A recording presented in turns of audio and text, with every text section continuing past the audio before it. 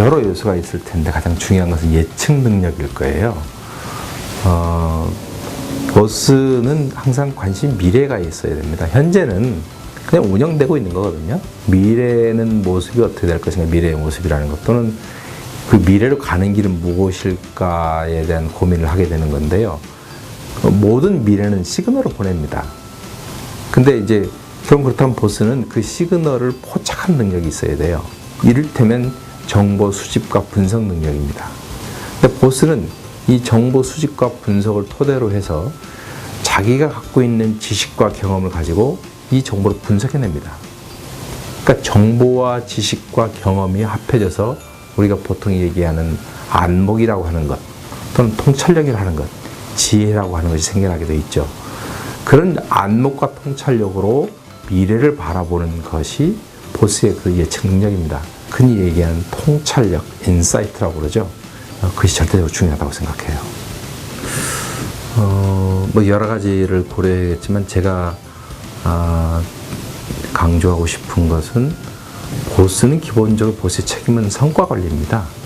그러니까 조직에게 자기가 맡은 책임지고 있는 조직에게 부여된 성과죠. 근데 많은 분들이, 많은 보스들이 자기의 본질, 보스의 그런 책임을 소홀히 하거나 간과하거나 잊어버리는 경우가 있어요.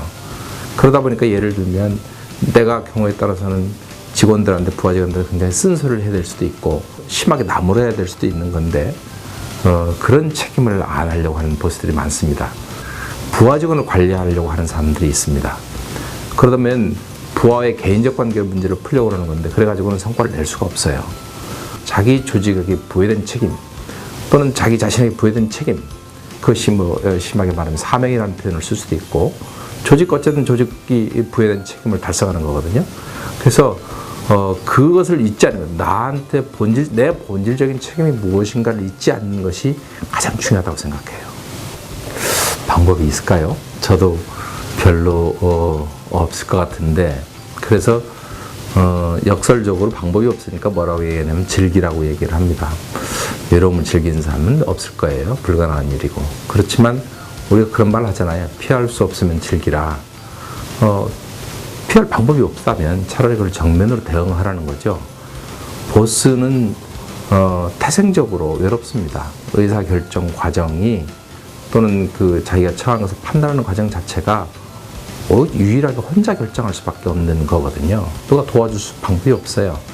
그 외로움을 나눌 방법이 없거든요. 그래서 외로움을 정면으로 즐기라라고 얘기를 하는 거죠. 그런데 이걸 자꾸 피하라고 그러면 심각한 문제가 생깁니다. 외로움이라는 것은 그 외로움을 겪는 과정에서 사람이 사유를 하고 성찰하게 돼 있거든요. 사유와 성찰을 통해서 어떤 아주 현명한 판단에 이르는, 때로는 굉장히 위험한 도전을 해야 되는 상황, 결단을 내릴 수도 있거든요. 그러면 이 사유와 성찰이라는 것이 그 사람의 판단을 굉장히 좀 현명하고 성숙하게 만드는 겁니다.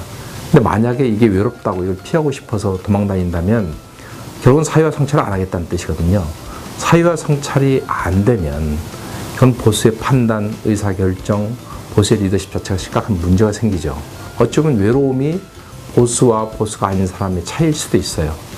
정면 대응해야 되죠. 그래서 보스는 즐겨야 한다, 외로움을. 이렇게 얘기를 하는 겁니다.